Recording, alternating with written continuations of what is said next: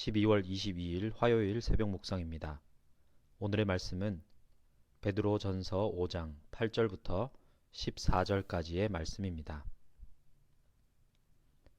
근신하라 깨어라 너희 대적 마귀가 우는 사자같이 두루 다니며 삼킬 자를 찾나니 너희는 믿음을 굳건하게 하여 그를 대적하라.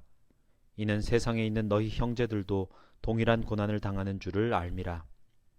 모든 은혜의 하나님 곧 그리스도 안에서 너희를 부르사 자기의 영원한 영광에 들어가게 하시니가 잠깐 고난을 당한 너희를 친히 온전하게 하시며 굳건하게 하시며 강하게 하시며 터를 견고하게 하시리라. 권능이 세세무궁하도록 그에게 있을지어다. 아멘. 내가 신실한 형제로 아는 실로아노로 말미암아 너희에게 간단히 써서 권하고 이것이 하나님의 참된 은혜임을 증언하노니 너희는 이 은혜에 굳게 서라. 택하심을 함께 받은 바벨론에 있는 교회가 너희에게 문안하고 내 아들 마가도 그리하느니라. 너희는 사랑의 입맞춤으로 서로 문안하라. 그리스도 안에 있는 너희 모든 이에게 평강이 있을지어다. 아멘. 베드로가 편지를 쓸 당시는 그리스도인에 대한 로마 제국의 반감과 탄압이 고조되던 시기였습니다. 그리스도인에 대해 우는 사자와 같은 적대적 분위기가 팽배했습니다. 이렇게 사방에서 고난이 밀려오는 때에 우리는 어떻게 살아야 할까요? 베드로전서의 마지막 부분을 통해 고난의 시간을 지내는 온전한 삶의 모습에 대해 살펴보겠습니다. 2000년 전이나 지금이나 세상은 본질적으로 동일합니다. 세상은 악하고 우리의 대적 마귀는 부지런히 다니면서 공격 대상을 찾고 있습니다. 그렇다면 누가 마귀의 표적이 될까요? 모든 성도가 표적이겠지만 근신하며 깨어있는 성도는 그 대상에서 벗어납니다. 허리를 동이고 근신하는 사람은 다시 오실 그리스도를 앙망하며 은혜를 기다립니다.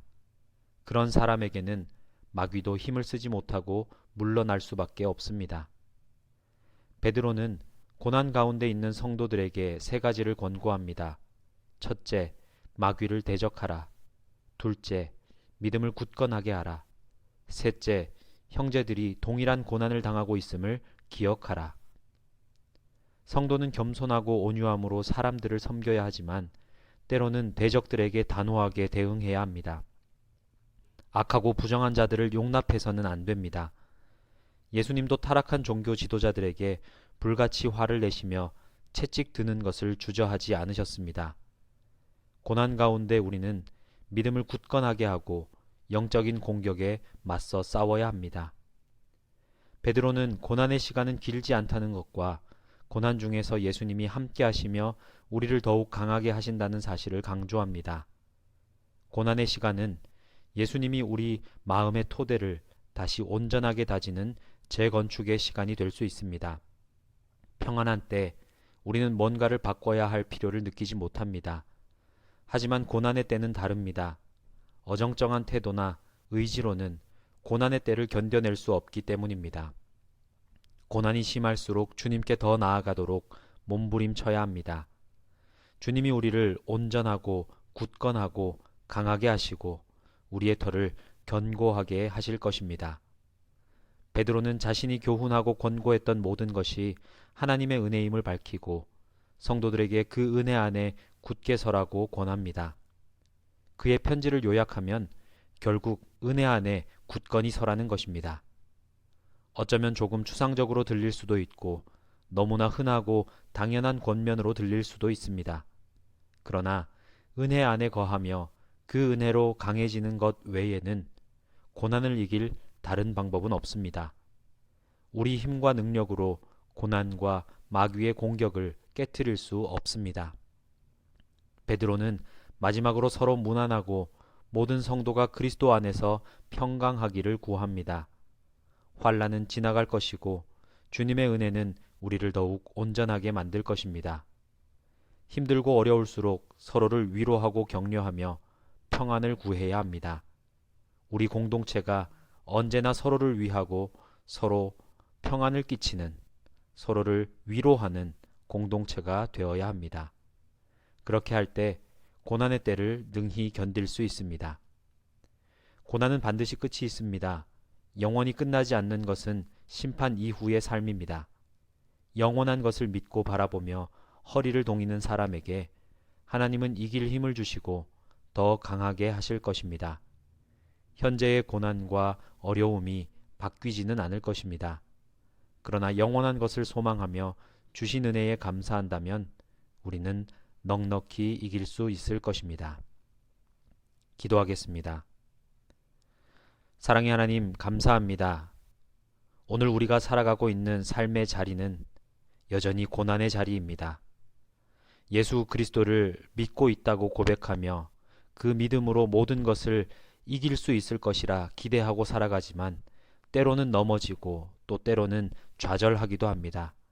그러나 오늘 우리에게 주신 말씀처럼 고난에는 반드시 끝이 있다는 사실을 기억하게 하시고 이 고난의 때에 오히려 우리의 삶을 하나님께로 향하도록 몸부림치며 발버둥 칠 수 있는 믿음의 시간이 될 수 있도록 주님께서 인도하여 주시옵소서.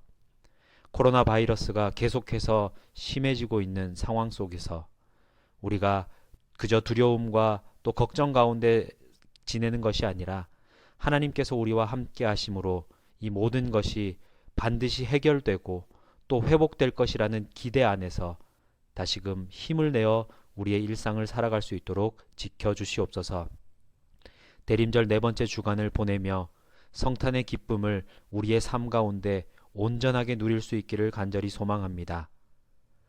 방역 단계 때문에 우리가 서로 모여서 함께 예배드리지 못한다 할지라도 각자의 자리에서 성탄의 기쁨을 마음껏 누리고 또 그 기쁨을 우리의 이웃에게 믿지 않는 자들에게 전할 수 있도록 주님 우리에게 힘과 능력과 지혜를 더하여 주시옵소서.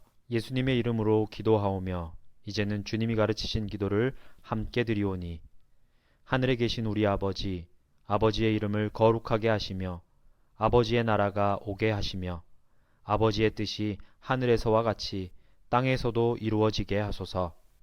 오늘 우리에게 일용할 양식을 주시고 우리가 우리에게 잘못한 사람을 용서하여 준 것 같이 우리 죄를 용서하여 주시고 우리를 시험에 빠지지 않게 하시고 악에서 구하소서.